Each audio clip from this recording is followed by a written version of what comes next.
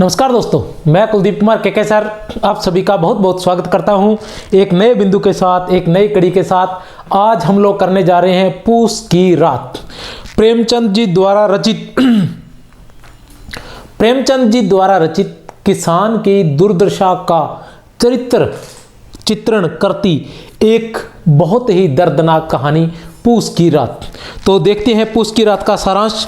यह हमारे विशेष रूप से वरिष्ठ अध्यापक हिंदी के पाठ्यक्रम में सम्मिलित की गई है। इस सारांश के बाद इसके प्रश्नोत्तर करवाए जाएंगे। तो पहले देखते हैं थोड़ा सा सारांश इसका क्या है। ये पूस की रात जो कहानी है, किसकी कहानी है? यह कहानी है प्रेमचंद की। किसके द्वारा रचित है? प्रेमचंद जी द्वारा रचित है। कब लिखी गई थी यह? 1930 ईस्वी में। और कब प्रकाशित हुई थी यह? मई 1930 में माधुरी पत्रिका में यह प्रकाशित हुई थी। मई 1930 में माधुरी पत्रिका में प्रकाशित हुई थी। नग्न यथार्थवाद का चित्रण करती है यह कहानी। जो है नग्न यथार्थवादी कहानी कह सकते हैं। तो पूस की रात से पहले हम कथा सम्राट प्रेमचंद जी के बारे में थोड़ा सा उनकी कहानियों से संबंधित, क्योंकि प्रेमचंद से संबंधित जो भी है वो मैं अलग वीडियो में बता चुका हूं। क्योंकि प्रेमचंद जी अपने आप में एक सम्राट है, कथा सम्राट के रूप में जाने जाते हैं। तो उनके बारे में जितना भी कहा जाए वो बहुत कम है। 2, 3, 4, 5 वीडियो बनाई जा सकती है। तो इससे संबंधित मैंने एक बड़ी वीडियो बना चुका हूं मैं। तो आप वहां जाकर प्रेमचंद जी के जो जीवन परिचय वो देख सकते हैं। यहां सिर्फ उनके कहानी से संबंधित मैं बताना चाहूंगा कि प्रेमचंद की कहानियों को कालखंड की दृष्टि से 3 भागों में बांटा जा सकता है। प्रेमचंद जी की कहानियों को कालखंड की दृष्टि से 3 भागों में बांटा जा सकता है। 1915 से लेकर 1920 तक आदर्शवादी कहानियां, 1920 से लेकर 1930 तक यथार्थवादी, और 1930 से लेकर 1936 तक की जो कहानियां हैं वो नग्न यथार्थवादी कह सकते हैं। आपके सामने है 1915 से लेकर 20 तक की आदर्शवादी कहानियां, और 1920 से लेकर 1930 तक यथार्थवादी कहानियां, 1930 से लेकर 1936 तक नग्न यथार्थवादी कहानियां। 1936 में ही इनकी अंतिम कहानी आई थी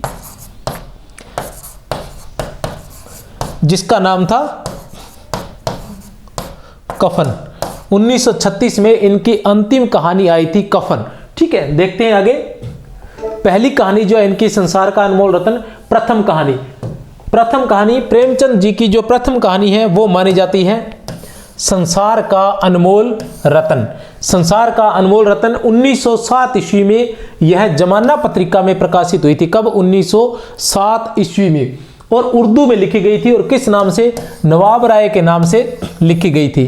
प्रेमचंद जी के बचपन का नाम था, या मूल नाम जिसे कह सकते हैं, वह नाम था धनपत राय। और प्रारंभ में ये उर्दू में लिखा करते थे। और किस नाम से लिखा करते थे? जैसे कि नाम बदलकर लिखने की आदत थी, नवाब राय। किस नाम से लिखा करते थे? नवाब राय के नाम से लिखा करते थे। और किस भाषा में लिखा करते थे? उर्दू में ये लिखा करते थे नवाब राय के नाम से। और नवाब राय के नाम से इन्होंने अपनी पहली कहानी लिखी थी 1907 में, संसार का अनमोल रत्न, जो जमाना पत्रिका में प्रकाशित हुई थी। प्रथम कहानी से संबंधित जब हम बात करते हैं तो प्रेमचंद नाम से रचित इनकी जो प्रथम कहानी है, प्रेमचंद नाम से रचित इनकी प्रथम कहानी है ममता। प्रेमचंद नाम से रचित इनकी प्रथम कहानी, कुछ लोग ममता को मानते हैं, जो 1928 ईस्वी में रचित थी। और जो डॉक्टर नगेंद्र है, डॉक्टर नगेंद्र इनकी प्रथम कहानी मानते हैं सौत को, जो 1915 ईस्वी में रचित है। डॉक्टर नगेंद्र के अनुसार इनकी प्रथम कहानी सौत थी, जो 1915 ईस्वी में लिखी गई थी। और डॉक्टर गणपति चंद्र गुप्त के अनुसार, किसके अनुसार? डॉक्टर गणपति चंद्र गुप्त के अनुसार इनकी प्रथम कहानी पंच परमेश्वर है। कौन सी है? पंच परमेश्वर, जो कब प्रकाशित हुई थी? 1916 ईस्वी में प्रकाशित हुई थी। प्रथम कहानी संग्रह इनका सोजे वतन था, जो 1907 ईस्वी में प्रकाशित हुआ था। उर्दू में लिखा गया था। यह सोजे वतन जो है 1907 ईस्वी में प्रकाशित हुआ था और उर्दू में लिखा गया था। अंग्रेज सरकार द्वारा जिसे जब्त कर लिया गया था, अंग्रेज सरकार द्वारा जिसे जब्त कर लिया गया था। और इसी के बाद अब प्रेमचंद जी को यह चेतावनी दे दी गई कि आप इस प्रकार की कहानियां नहीं लिख सकते। इसलिए अब प्रेमचंद जी के सामने एक समस्या, नवाब राय जी के सामने एक समस्या आ गई कि वो किस तरह से लिखे। क्योंकि जो लिखते हैं उनसे रहा नहीं जा सकता। अब क्या हुआ कि तभी इनका जो संपर्क है वो दया नारायण निगम से हुआ और उन्होंने इनको प्रेमचंद नाम से लिखने के लिए प्रेरित किया और उसके बाद इन्होंने प्रेमचंद नाम से लिखना प्रारंभ कर दिया और हिंदी को एक महान रचनाकार मिल गया। अगर यह प्रतिबंध नहीं होता तो शायद आज हम प्रेमचंद जी को नहीं पढ़ पाते, प्रेमचंद जी के साहित्य से हम लोग लाभान्वित नहीं हो पाते। तो इनकी कहानी अब देखते हैं। तो डॉक्टर नगेंद्र इनके बारे में क्या लिखते हैं। अच्छा, मैं वो बात कह रहा था, बीच में रह गई, कि जो सोजे वतन है उसको प्रतिबंधित कर दिया गया था, तो उसी वजह से ये नवाब राय नाम से नहीं लिख सकते थे, अतः छिपकर इन्हें किस नाम से लिखना पड़ा, प्रेमचंद के नाम से। और उसके बाद ये प्रेमचंद के नाम से ही प्रसिद्ध हो गए और उसी नाम से लिखने लगे थे। और किसमें, हिंदी में। डॉक्टर नगेंद्र लिखते हैं, क्या लिखते हैं डॉक्टर नगेंद्र अपने हिंदी साहित्य के इतिहास में, कि पूस की रात और तवान। ये तवान जो नाम है, पूस की रात से आप बहुत अच्छी तरह से पूस की रात को अच्छी तरह से जानते हैं, कफन को भी जानते हैं, लेकिन तवान जो कहानी है, यह कहानी 2-3 बार परीक्षाओं में पूछी जा चुकी है। 2-3 बार हिंदी साहित्य से संबंधित अलग अलग परीक्षाओं में पूछी जा चुकी है। तो तवान के बारे में आप ध्यान रखें कि किसकी कहानी है, यह प्रेमचंद जी की कहानी है। पूस की रात, तवान और कफन तो प्रेमचंद की नहीं, हिंदी की बेजोड़ कहानियां हैं। हिंदी की बेजोड़ कहानियां हैं। किसने कहा था, डॉक्टर नगेंद्र ने कहा था। अंतिम कहानी इनकी कफन मानी जाती है। 1936 में प्रेमचंद का मूल नाम धनपत राय था। पूस की रात 1930 ईस्वी माधुरी पत्रिका में प्रकाशित हुई थी, जो मानसरोवर भाग 1 में संकलित है। यह प्रेमचंद जी का कहानियों से संबंधित परिचय था। क्या था, प्रेमचंद जी का कहानियों से संबंधित, केवल कहानियों से संबंधित, कहानियों से उनका किस प्रकार का संबंध रहा था वह। अब हम आते हैं पूस की रात। किस पर, पूस की रात। क्या है पूस की रात, भारतीय किसान के अभावग्रस्त जीवन, उसके दुख दर्द व दयनीय स्थिति के साथ साथ वर्तमान समाज की विषमता का चित्रण भी है। यह वर्तमान समाज की विषमता का चित्रण भी करता है। नग्न यथार्थवादी कहानी है। यह कहानी नग्न यथार्थवादी कहानी है। 1930 ईस्वी में, बार बार बता रहा हूं, किस में प्रकाशित हुई थी, माधुरी में प्रकाशित हुई थी, मई 1930 में। बहुत ही महत्वपूर्ण है। चलो आगे चलते हैं। क्या है पूस की रात। पूस की रात में जो पात्र हैं वो है हल्कू है। इसका जो नायक है, नायक कौन है, हल्कू, एक गरीब किसान है। नायिका इसकी मुन्नी है, जो हल्कू की पत्नी है। 3 नंबर पर सहना है, जो साहूकार है। 4 नंबर पर जबरा है, जो हल्कू का कुत्ता है। पूर्णतः कर्तव्य निष्ठ बताया गया हल्कू को, जैसे कि कुत्ते को वफादार के विशाल के मिसाल के रूप में कुत्ते को जाना जाता है, तो कुत्ता यहाँ पूरी तरह से वफादार दिखाया गया है। और साहूकार नाम में ही जैसे लगता है कि खून चूसने वाला, दलितों का शोषण करने वाला, गरीबों का शोषण करने वाला, मजदूरों का शोषण करने वाला, तो यहाँ भी साहूकार उसी नाम का है। यहाँ भी यह बदला नहीं है, यहाँ भी इसी तरह का दिखा रखा है। यहाँ भी यह किसानों का शोषण करने वाला ही दिखा रखा है। और किसान जैसा कि गरीब दिखाया जाता है, तो यहाँ का किसान भी गरीब है। और इस किसान की दर्द भरी दास्तां को हम आगे पढ़ेंगे विस्तार से।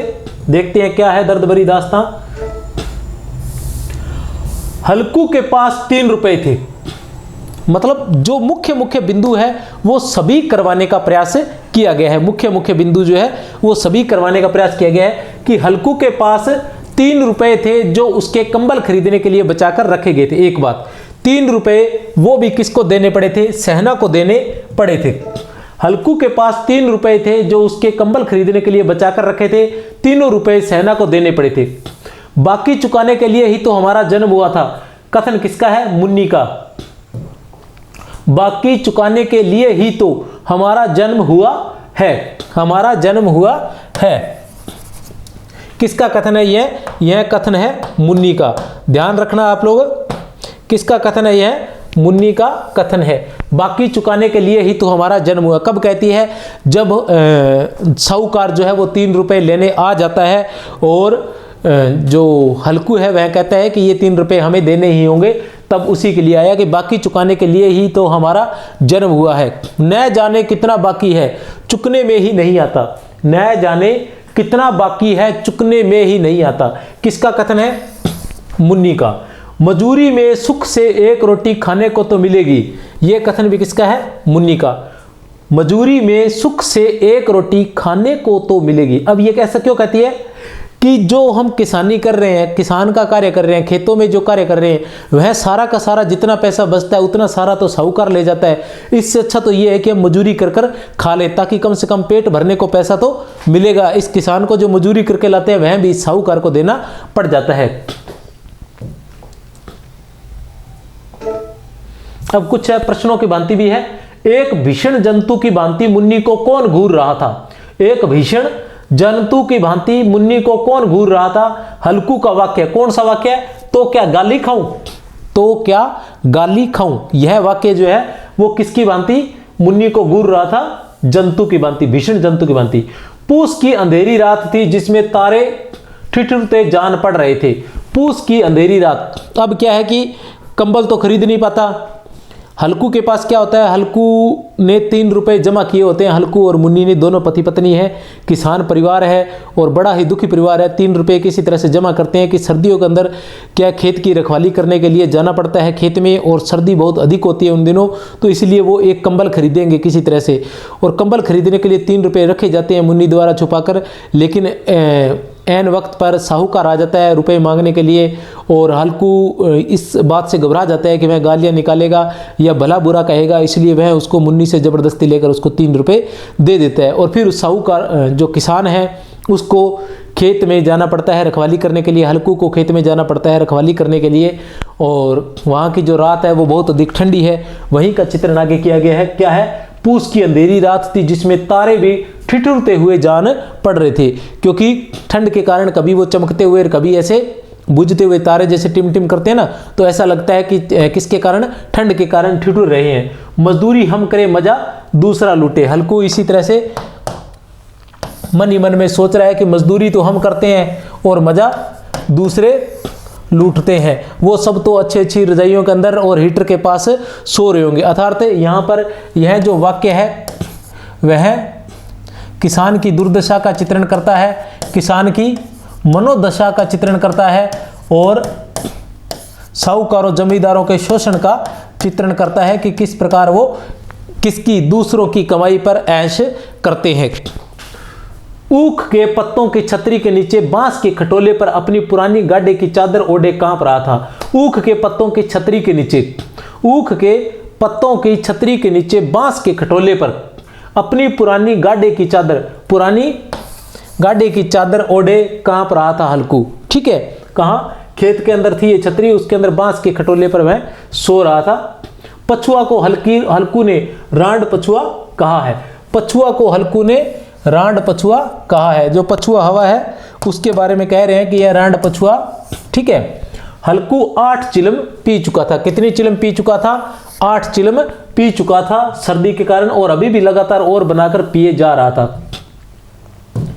जबरा शायद समझ रहा था कि स्वर्ग यही है, स्वर्ग यही है, और हल्कू की पवित्र आत्मा में तो उसे कुत्ते के प्रति घृणा की गंध तक न थी। ऐसा कब कहता है जबरा? ऐसा तब कहता है कि जब सर्दी के कारण हल्कू जो होता है वो उसको अपनी गोद में उठा लेता है और उसी से चिपक कर सो जाता है। तब हल्कू जबरा जो ये समझ जाता है कि उसका और उसके मालिक का रिश्ता कितना पवित्र है। हल्कू के खेत से कोई एक गोली के टप्पे पर आम का बाग था। हल्कू के खेत से थोड़ी दूर किसका बाग था? आम का बाग था। और थोड़ी दूर में एक मेहंदी का बाग भी था, जहां से मेहंदी के फूलों की खुशबू भी आ रही थी।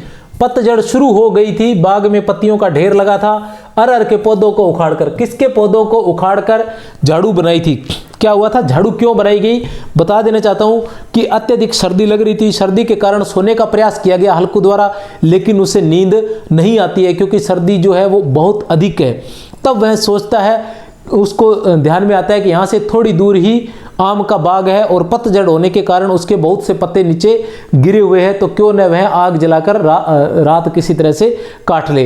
तो वह वहाँ से उठ खड़ा होता है और पास में ही अरहर का खेत होता है, तो उसके पौधे उखाड़कर उसकी झाड़ू बनाता है और आम के खेत में जाता है और पत्तों का ढेर बनाकर उसे जलाकर वहाँ किसी तरह से उस ठंड भरी रात को निकालने का प्रयास करता है। इसी दौरान जबरा को एक हड्डी मिल गई थी जिसे वह चबा रहा था। मतलब बहुत ही शानदार चित्रण किया गया प्रेमचंद जी द्वारा। ऐसा लगता है कि शायद प्रेमचंद जी ही थे उस खेत में, क्योंकि बिना इतनी नज़दीकी से कोई भी वर्णन नहीं कर सकता। एक किसान इतना नज़दीकी से वर्णन कर सकता है, जिसने भोगा है वह इतना नज़दीकी से वर्णन कर सकता है। हर किसी के बस की यह बात नहीं है। आम के बाग में अलाव जलाकर बैठ जाता है। हल्कू को लगा कि जानवरों का एक झुंड उसके खेत में आया है, शायद नील गायों का झुंड था। तभी हल्कू को ऐसा महसूस होता है, वह आग जलाकर हाथ सेक रहा होता है। वही पास में जबरा कुत्ता भी बैठा होता है। तभी उसको ऐसा लगता है कि शायद नील गाय का झुंड जो है वो खेत में आ गया है, नील गायों का झुंड जो है वो खेत में आ गया है। दिल ने कहा जब तक जबरा है कोई खेत में नहीं आ सकता, लेकिन वह उठकर जाना चाहता था, लेकिन जा नहीं पाता सर्दी के कारण। और दिल ही दिल में कहता है कि जब तक जबरा है तब तक खेत में कोई नहीं आ सकता। वह आवाज लगा रहा था, लिहो लिहो लिहो। क्या आवाज लगा रहा था? लिहो लिहो लिहो लिहो। इस प्रकार की जो हल्कू है वह आवाज लगा रहा था ताकि पशुओं को खेत से निकाला जा सके। हल्कू पक्का इरादा करके उठा। अब किसी तरह से हल्कू ने क्या किया? पक्का इरादा किया भी गाय अगर घुस गई, जानवर अगर खेत में घुस गए हैं तो किस प्रकार उनको निकाला जाए। तब वो क्या करता है? हल्कू पक्का इरादा करके उठा और 2-3 कदम चला, पर एक एक हवा का ऐसा ठंडा। हल्कू पक्का इरादा करके उठा और 2-3 कदम चला, पर एक एक हवा का ऐसा ठंडा चुभने वाला बिच्छू के डंक सा झोंका लगा कि वह फिर बुझते हुए अलाव के पास आ बैठा। ऐसा ठंडा हवा का झोंका बिच्छू के डंक के समान लगा कि वह पुनः अलाव के पास आ बैठा। उसकी हिम्मत नहीं हुई, सर्दी में इतनी अत्यधिक सर्दी थी कि उसकी हिम्मत नहीं हुई कि वह खड़ा हो सके। खड़ा होता है किसी तरह से, लेकिन वह फिर से बैठ जाता है उस राख के पास गर्म जमीन पर चादर ओढ़कर, और वहीं उस राख के पास गर्म जमीन पर चादर ओढ़कर सो जाता है। और दूसरी तरफ जो कुत्ता है वह लगातार नील गायों को निकालने का प्रयास करता है। कुत्ता सारी रात भौंकता रहता है। सुबह जब मुन्नी ने आकर उठाया, सुबह उनको मुन्नी ही आकर उठाती है और कहती है कि क्या आज सोते ही रहोगे? क्या आज सोते ही रहोगे? तुम यहां आकर रम गए और उधर सारा खेत चौपट हो गया। क्या आज सोते ही रहोगे? तुम इधर आकर रम गए और उधर सारा खेत चौपट हो गया। तो इस तरह से वह सोता रह जाता है और उधर उसका सारा खेत जो है वो नीलगाय चौपट कर जाती है। पूरा का पूरा खेत नीलगाय खा जाती है।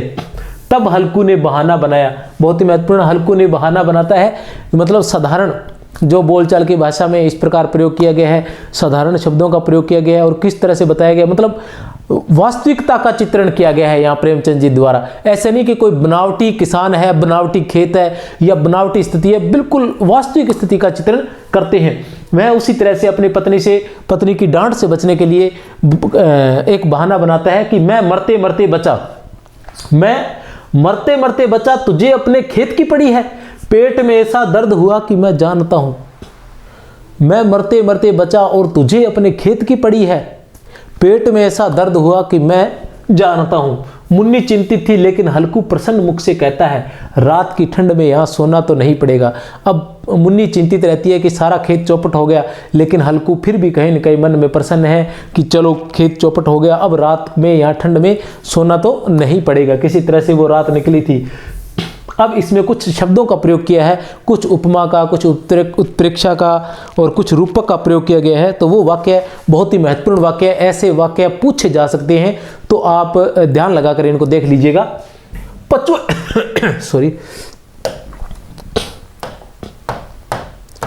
पछुआ को रांड कहा गया है, जाड़े को पिशाच कहा गया है। जाड़े को क्या कहा गया है? पिशाच। पिशाच के समान, जाड़े को पिशाच के समान माना गया है जो हल्कू को दबाए जा रहा था। और पछुआ को रांड शब्द से संबोधित किया गया है। कर्तव्य उसके हृदय में, कर्तव्य उसके हृदय में अरमान की भांति, कर्तव्य को किसके समान बताया गया? अरमान की भांति उछल रहा था। किसके हृदय में? जबरा के। धमनियों में रक्त की जगह हिम बह रहा था। धमनियों में रक्त की जगह क्या बह रहा था? हिम बह रहा था।